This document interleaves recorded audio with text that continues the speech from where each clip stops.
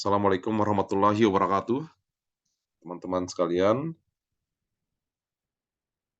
Hari ini kita akan mempelajari mengenai Information System, Organization, and Strategy, atau di bab 3 buku yang saya bagikan itu. Kalau tadi malam, teman-teman sudah belajar mengenai kolaborasi, terus di bab 2 tentang global e-business dan kolaborasi, bagaimana sih pemanfaatan eh, sistem informasi bagi middle management dan top level management. Hari ini kita belajar mengenai kebanyakan tentang organisasi, bagaimana manfaat uh, information system itu bagi organisasi. Tentu di awal-awal kita akan belajar mengenai apa sih yang dimaksud dengan organisasi.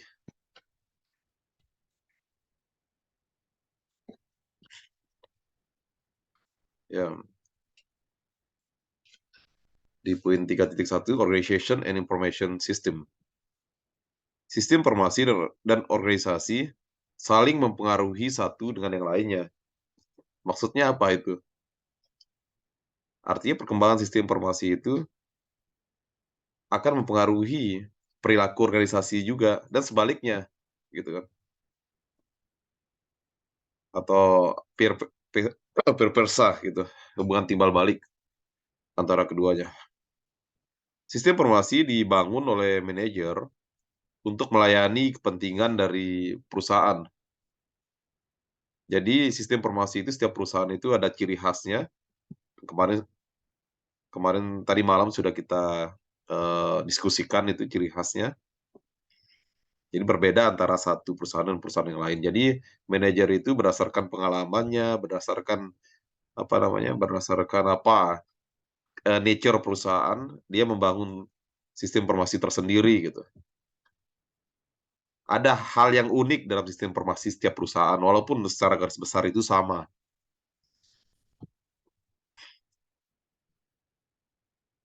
Tadi malam juga kita sudah belajar bagaimana sistem informasi itu bisa merubah budaya kerja dari sebuah perusahaan.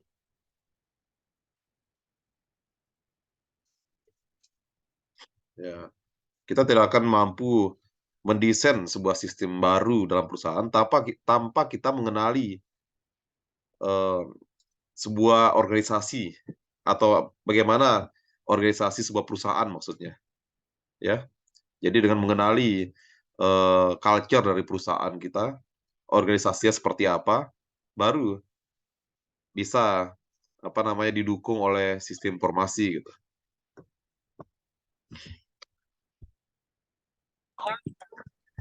Nah, ini gambar yang menunjukkan hubungan timbal balik antara organisasi dan teknologi informasi yang mendorong sistem informasi. Ada beberapa faktor yang mendorong perubahan setiap variabel. Ini variabel. Jadi hubungannya itu adalah dua arah, dua variabel ini, ya, dua arah, saling membutuhkan, saling tergantung. Perubahan organisasi akan mendorong perubahan teknologi, begitu pula sebaliknya. Ini artinya perubahan teknologi akan mendorong perubahan organisasi. Ada faktor-faktor antaranya, faktor perantara yang mendorong kedua variabel ini. Yang pertama adalah perubahan lingkungan, nanti kita jelaskan, kemudian perubahan culture, struktur organisasi itu sendiri, kemudian bisnis proses yang sudah kita pelajari tadi malam, kemudian politik dalam organisasi, kemudian manajemen decision, artinya pengelolaan keputusan perusahaan. Nah, kita harus pahami dulu apa itu organisasi. Mungkin teman-teman sudah belajar di mata kuliah yang lain mengenai organisasi. Suatu organisasi adalah sesuatu yang stabil, stabil ya. Sudah tidak ada pergolakan di dalamnya. Bentuknya formal, secara struktur, di mana organisasi ini akan mengambil sumber daya dari lingkungan, ya, akan menggunakan sumber daya dari lingkungan, kemudian memproses sumber daya tersebut untuk menciptakan barang dan jasa, untuk menciptakan outputs, ya. Tapi kalau organisasi itu kan ada macam-macam. Ada tadi malam sudah kita pelajari mengenai ada yang disebut dengan e-business, ada e-government. Kalau dia entitasnya atau organisasinya bisnis, maka outputnya barang dan jasa. Kalau dia pemerintah, dia outputnya peraturan regulasi. Ya seperti itu. Jadi dia mengambil sumber daya, takes resources from environment and process them to produce output. Ini organisasi secara umum ya. Ada lagi pengertian secara teknikal, secara teknis. Jadi organisasi itu fokus pada 3 elemen dari organisasinya. Yang pertama itu apa? Yang pertama itu capital, modal,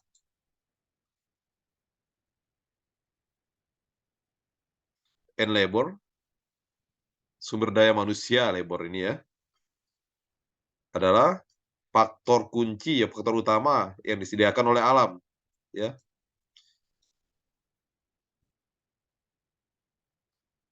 Satu lagi saya ada yang hilang, tapi nggak apa-apa. The resources in the firm transform this out input into produk ini. Kalau organisasi adalah bentuk perusahaan, maka dia akan merubah input tadi, land, capital, and labor. Ya, land, capital, and labor. Satu lagi land ini ya. Land, capital, and labor. Itu akan diubah menjadi produk yang disebut dengan fungsi produksi. Kita tidak akan membahas fungsi produksi di sini ya, tapi saya singgung sedikit. Teman-teman sudah belajar tentang fungsi produksi COP12. Ini contohnya. Yang paling dasar itu namanya COP12. Jadi di situ ada bagaimana seorang manajer itu bisa mengambil keuntungan optimum. Apakah dia akan memilih capitalnya lebih banyak atau labornya lebih banyak? K dan L di situ. Nah, dengan bantuan dari sistem informasi yang mendorong eh, capital, maka apa yang akan terjadi? Penggunaan input labor tenaga kerja itu bisa dikurangin. Contohnya sudah banyak terjadi di sini, teman-teman. Teman-teman lihat di tol misalnya kan, ketika perusahaan tol itu menambah pengeluarannya di bidang capital, menggunakan input capitalnya lebih banyak gitu kan, dengan membeli sistem informasi, maka yang berkurang siapa? Kalau di fungsi produksi COP12, yang berdampak di situ adalah tenaga kerja. Yang untung siapa? Perusahaan. Yang rugi mungkin sosial, ya. Mungkin tenaga kerja akan berkurang gitu.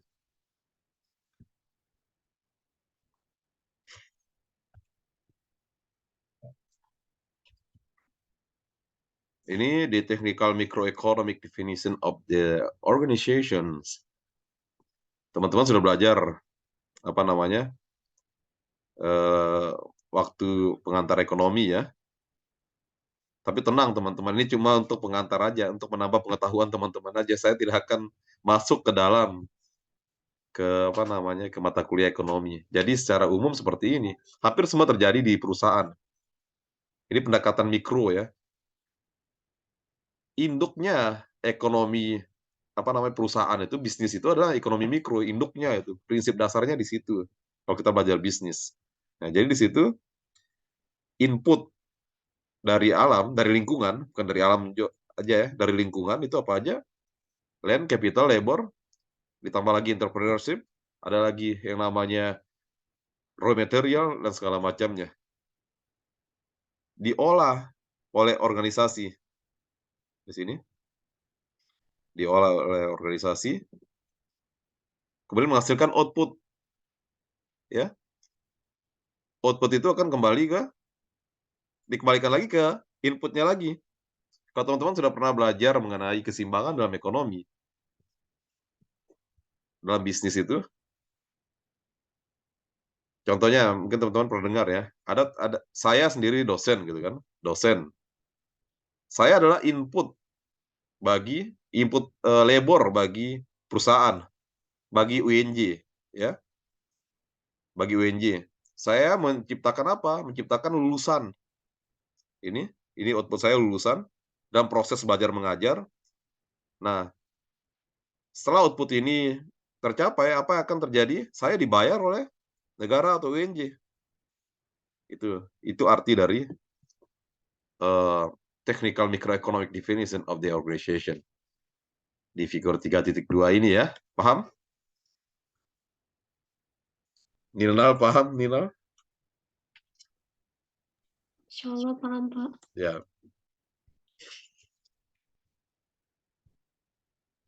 Nah, tadi sudah saya singgung bagaimana perubahan ekonomi mendistrupsi perusahaan, hal-hal yang terjadi dalam bisnis tadi. Teman-teman datang ke, contohnya saya contohkan dulu ketika saya belajar mengambil kursus singkat di University of Queensland di Brisbane. Di sana kita belanja itu sudah beberapa kasir itu sudah pakai mesin. Itu tahun 2013. Nah, sekarang sudah mulai diterapkan di Gramedia gitu kan. Coba dari sini ada terjadi perubahan budaya dalam perusahaan gitu kan. Dan perubahan penggunaan sumber daya. Makanya jangan sampai teman-teman itu digantikan oleh robot pekerjaannya, keahlian-keahlian teman-teman itu.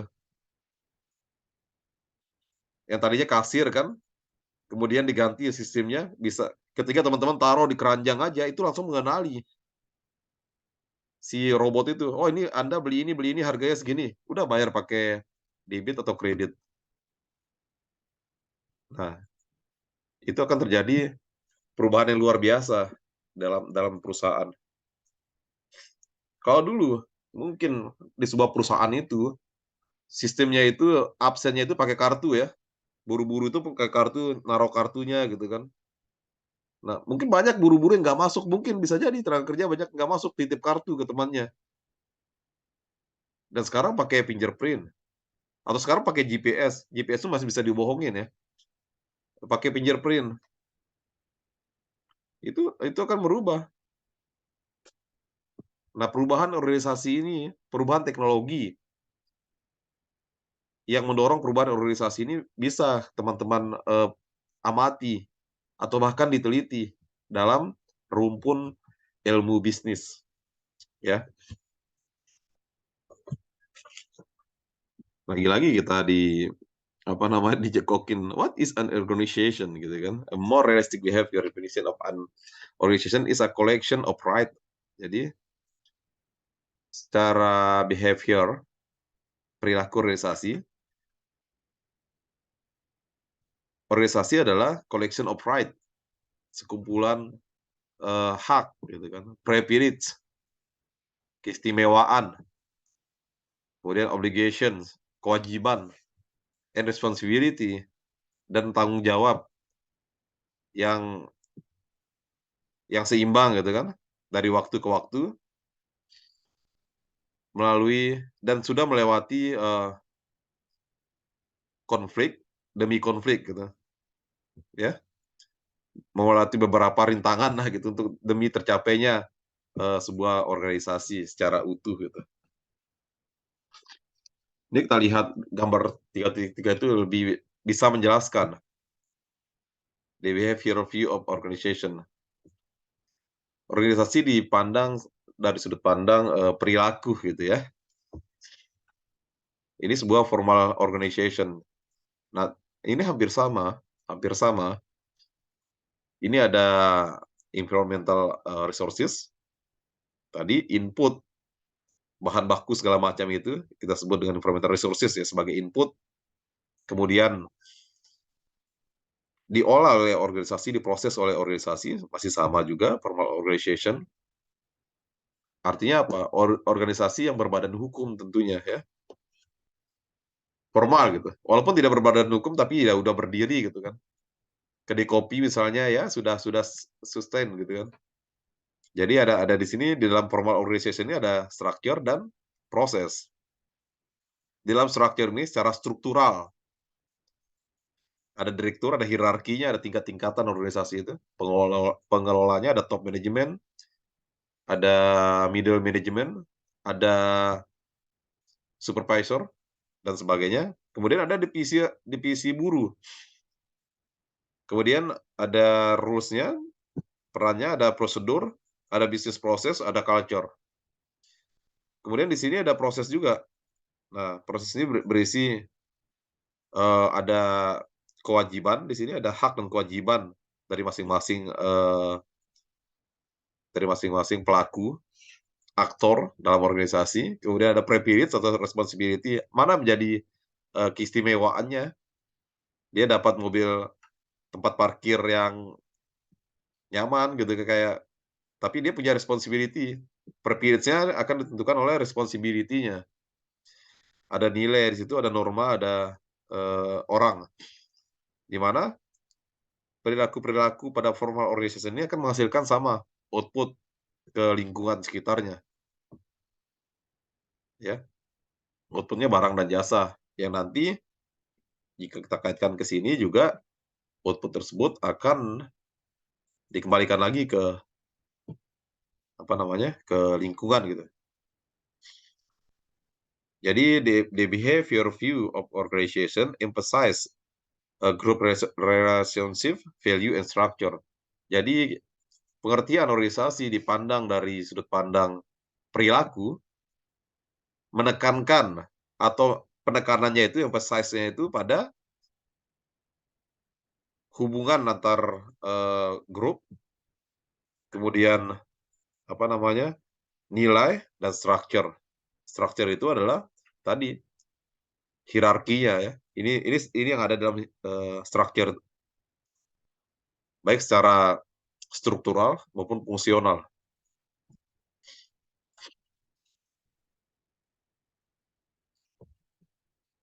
Nah, bagaimana kita mendefinisikan, mengartikan sebuah organisasi jika kita kaitkan dengan sistem informasi atau teknologi sistem informasi? Jadi di sini dalam sudut pandang sistem informasi, baik itu pengertian yang sudah kita bahas sebelumnya secara teknis dan secara perilaku, definisi organisasi itu tidak saling bertentangan ya, hampir sama gitu. Dan saling melengkapi satu dengan yang lainnya.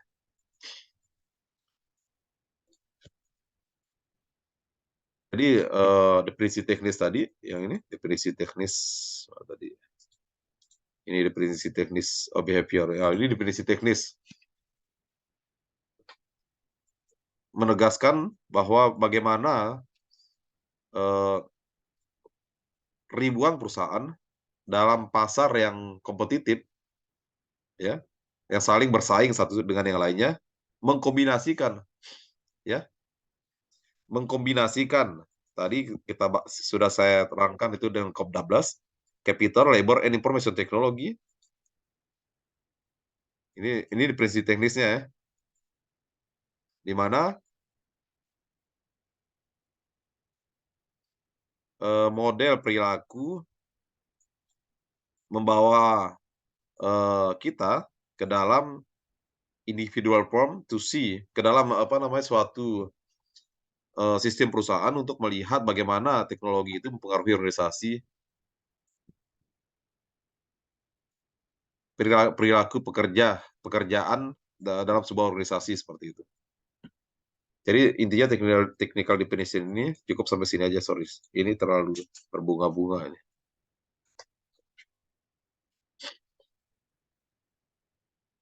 Okay. Technical definition tell us how thousands of firms in competitive market combine capital, labor, and information technology untuk apa? Create output ya. Output.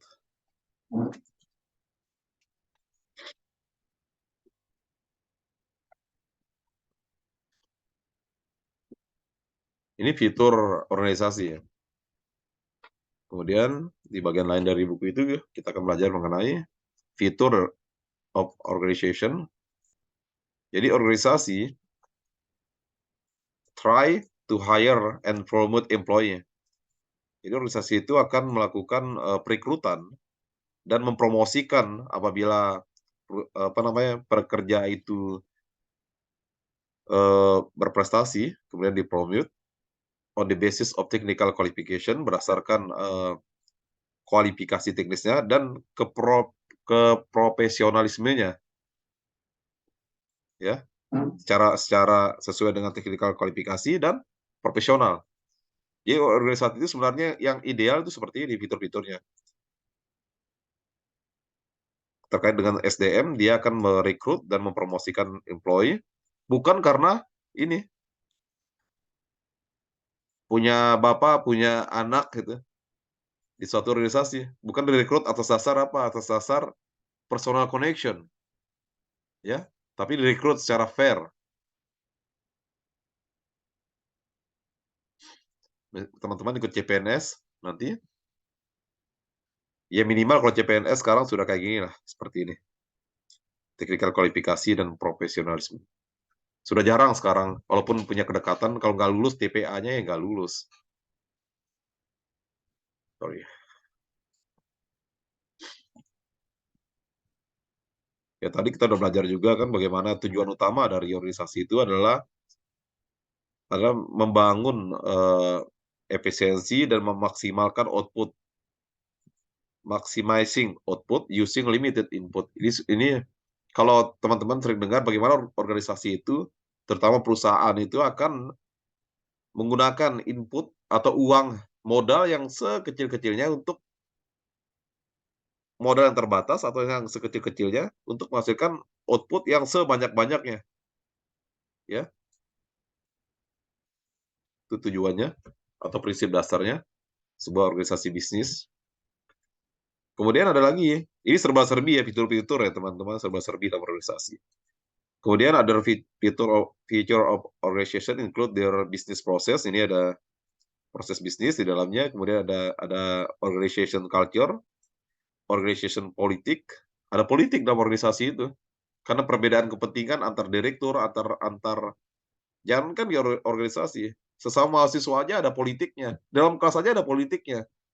Karena perbedaan kepentingan, perbedaan sudut pandang seperti itu. Kemudian lingkungan sekitar, structure, tujuan, konstituennya, dan leadership style.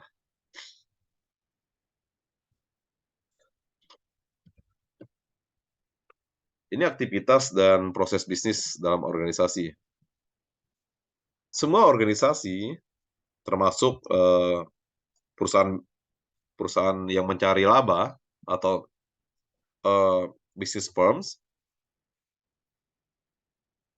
akan menjadi lebih efisien, akan menjadi semakin efisien ya, karena setiap perusahaan tersebut mengembangkan rutinitas dalam memproduksi barang dan jasa. Artinya, rutinitas sebuah perusahaan itu adalah terus-menerus memproduksi barang dan jasa. Ya kan? Jadi mereka belajar bagaimana sih menciptakan yang lebih efisien. Contohnya sekarang teman-teman itu punya sudah terbiasa misalnya orang tua kalian mungkin punya toko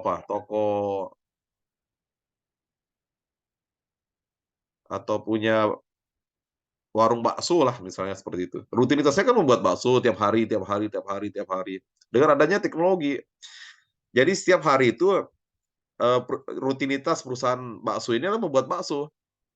Pertama pakai tangan gitu kan. Nah, oleh karena banyak pesanan segala macam, atau dia juga pengen untung, maka dia akan membeli mesin misalnya seperti itu.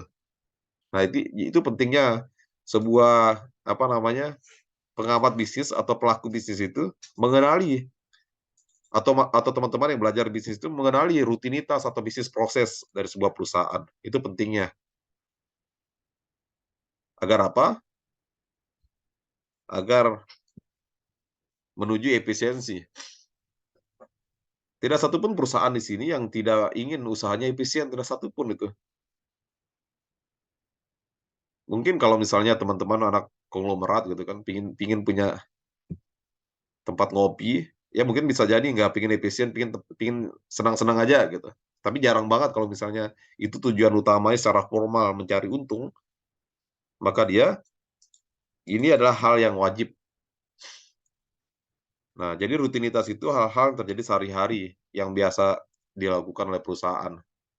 Ya hampir samalah dengan proses bisnis ini.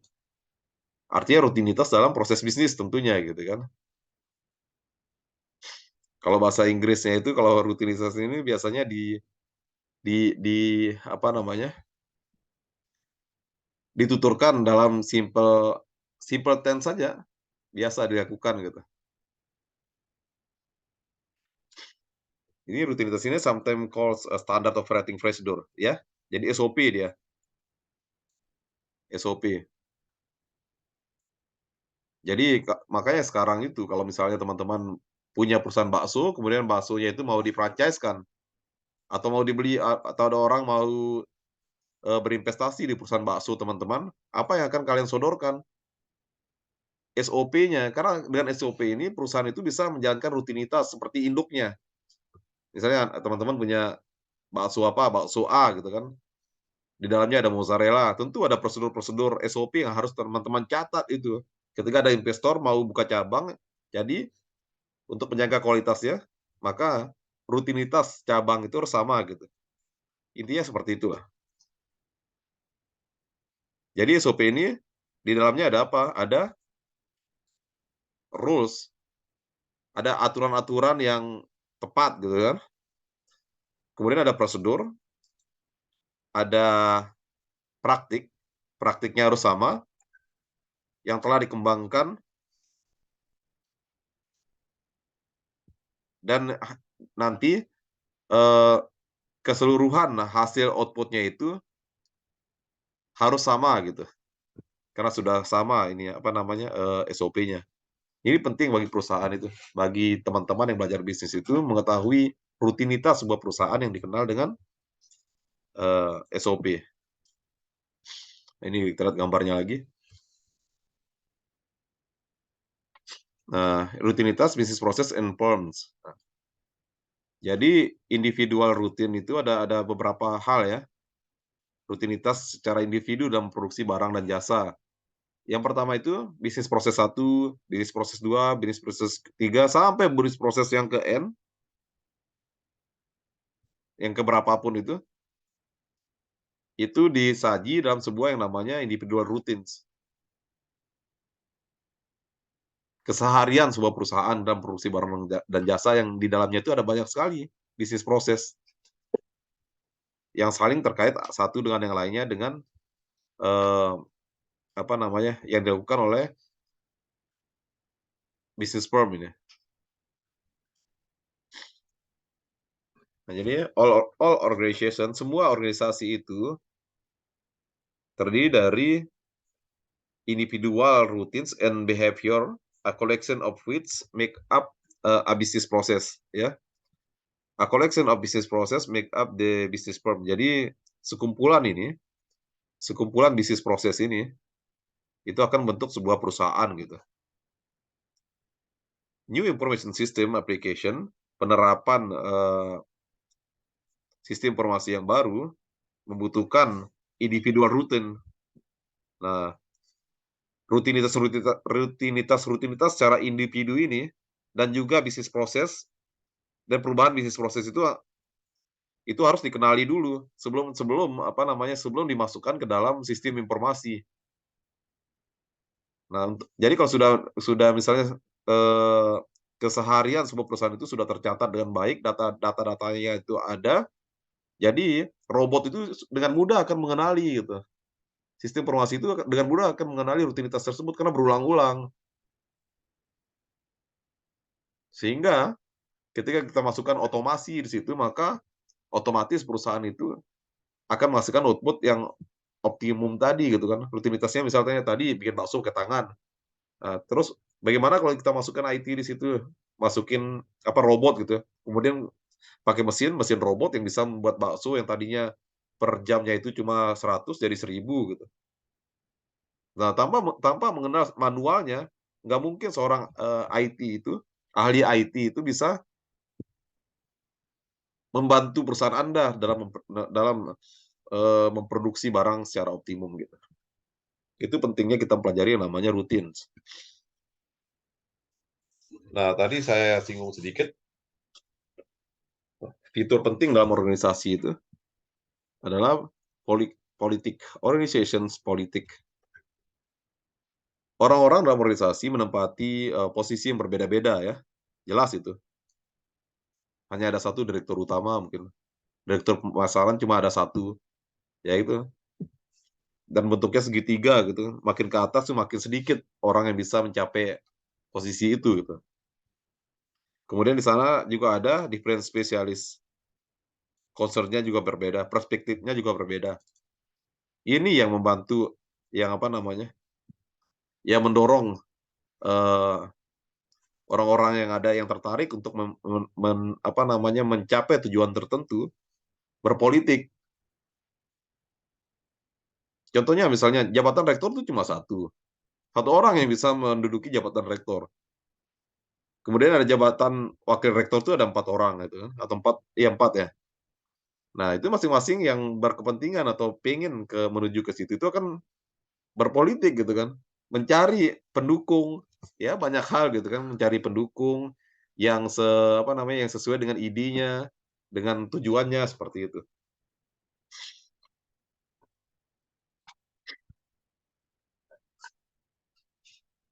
Nah, dengan demikian ini makanya di dalam organisasi itu ada dikenal dengan bagaimana, jadi hasil dari organisasi politik ini adalah bagaimana penerapan atau pendistribusian reward, resources, dan punishment itu, gitu. This different method to both manager and employee, and they result in politic struggle for resources, competition, and conflict within every organization.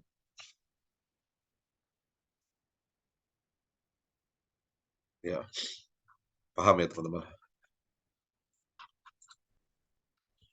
Ada lagi tadi politiknya, kemudian sekarang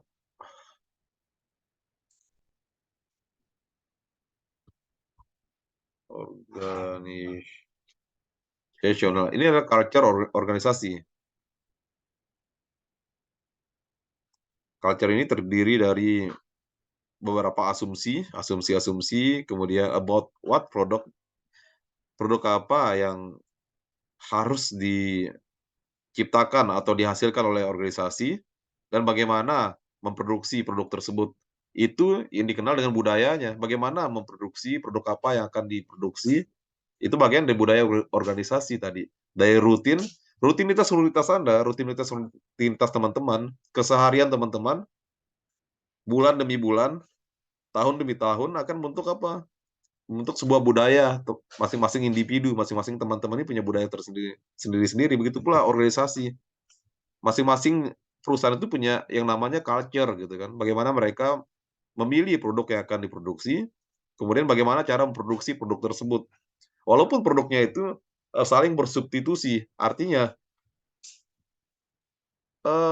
Indomie dan mie sedap misalnya sama-sama produk Indomie, mungkin rasanya sedikit berbeda atau berbeda gitu kan. Nah, di situ ada culture bagaimana memproduksi mie tersebut.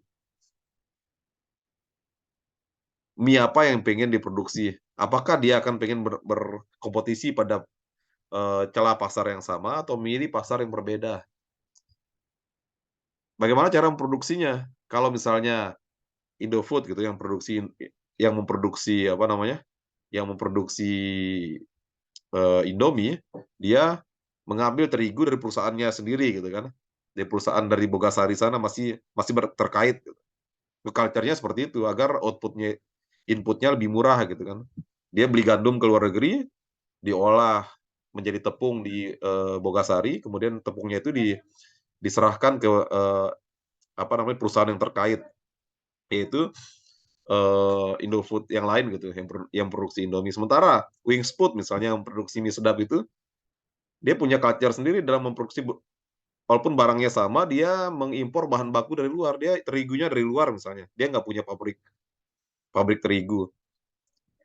Nah, itu ya budaya-budaya, walaupun ya sampai ke tangan konsumen, konsumen nggak peduli, tapi kita ini ya, orang-orang yang mengamati bisnis dan belajar bisnis itu harus tahu bagaimana bisnis itu berjalan gitu. Coba mie sedap dan mie Indomie sama-sama kan, kita nggak peduli ada budaya apa di belakang itu. Sama-sama produk mie gitu, saling saling menggantikan, substitute produk kan artinya itu. Kalau kalian pengen banget makan mie instan, nggak ada Indomie, mungkin ada Wingspot atau yang lain gitu ya. Kemudian bisnis proses, the actual way.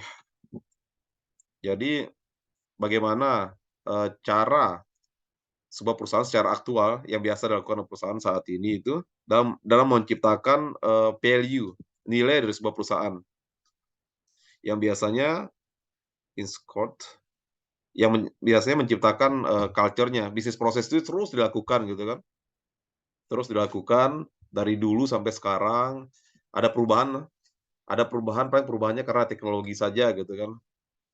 Nah, itu lama-lama akan bentuk tadi yang saya katakan yang namanya, culture. Orang Betawi misalnya, orang Jakarta itu culture-nya itu perusahaan jasa, jasa karena tiap hari bertemu dengan jasa. Kalau lihat, apa namanya, kalau lihat padi, wah teman-teman surprise loh, atau luar biasa amazing gitu lihat lihat lihat hamparan padi gitu kan, di perkampungan yang culture-nya itu adalah pertanian gitu, misalnya seperti itu. Petani itu terus menciptakan culture, makanya disebut dengan agriculture gitu kan, terus menciptakan, apa namanya, cara mereka, rutinitas mereka dan, eee bisnis proses mereka dalam menciptakan padi gitu.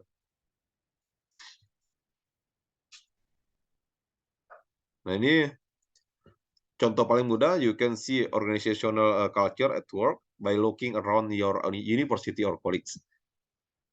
Budaya saya misalnya, budaya ketika saya kuliah dulu, secara waktu demi waktu mungkin berubah, tapi saya kuliah di UGM dulu, di mana zaman saya itu kalau dapatin nilai B itu, kita sudah loncat-loncat misalnya seperti itu. Karena kualifikasinya seperti itu. Senang hal mudah dibuat susah mungkin ya.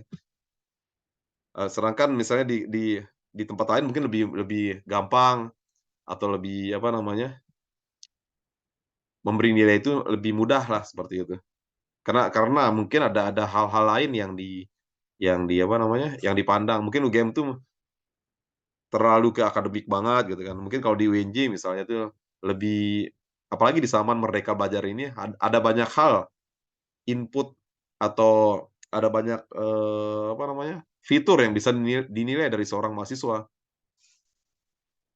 Misalnya nih, contohnya misal Ninal selalu buka kamera kalau dosennya lagi menerangkan gitu kan, itu ada salah satu, apa namanya, eee, di culture di UNJ misalnya kata dosen-dosen yang sudah ada, "Wah itu dikasih nilai bagus kalau kalau orangnya aktif," misalnya seperti itu. Itu namanya culture, ya dan itu berbeda-beda. Kalau teman-teman ke Al-Azhar di Kairo sana, teman-teman nggak usah masuk, asal bisa jawab ketika ujian. Jadi kelasnya itu nggak ada absen. Beberapa kelasnya itu ya teman-teman boleh kuliah di masjid, kuliah di mana-mana, boleh ikut diskusi di mana-mana, tapi kalau ketika ujiannya susah, kalian harus bisa jawab gitu. Di sana nggak ada absen gitu. Itu culture juga gitu. Itu hasil dari bisnis proses dan juga rutinitas. SOP-nya udah seperti itulah gitu. Dan ya itu,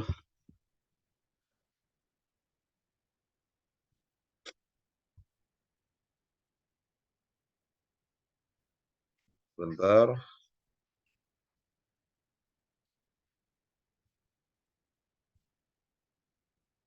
kita break dulu atau lanjut? Lagi azan. Kita break dulu ya. Kita break dulu setengah jam, nggak apa-apa? Ya, kita break dulu setengah jam, nanti kita lanjutan setelah ini. Santai aja.